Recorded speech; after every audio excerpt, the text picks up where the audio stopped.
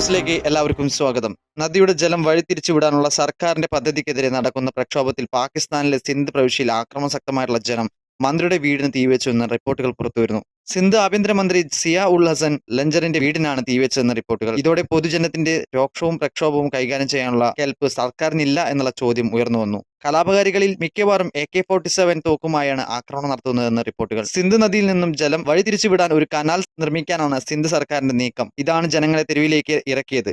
പഞ്ചാബിലേക്കുള്ള ജലവിതരണം കൂട്ടാനാണ് കനാൽ നിർമ്മിക്കുന്നതെന്നാണ് സൂചന. ഈ നീക്കം തങ്ങളുടെ കൃഷിക്കും ജലസ്രോതസ്സുകൾക്കും ഭീഷണിയാകുമെന്ന് തിരിച്ചറിഞ്ഞ സിന്ധിലെ ജനങ്ങൾ സർക്കാരിനെതിരെ തിരിയുകയായിരുന്നു. ഇപ്പോഴത്തെ ജലക്ഷാമം രൂക്ഷമാണെന്നാണ് അവരുടെ വാദം. പ്രതിഷേധക്കാർ ദേശീയപാത ഉപരോധിച്ചതോടെ പ്രശ്നം വഷളാവുകയായിരുന്നു. തുടർന്ന് പോലീസ് ഇടപെട്ടതോടെ സംഘർഷം ഉണ്ടായി. 2 പേർ കൊല്ലപ്പെട്ടതായും നിരവധി പേർക്ക് പരിക്കേറ്റതായും റിപ്പോർട്ടുകൾ പറയുന്നു.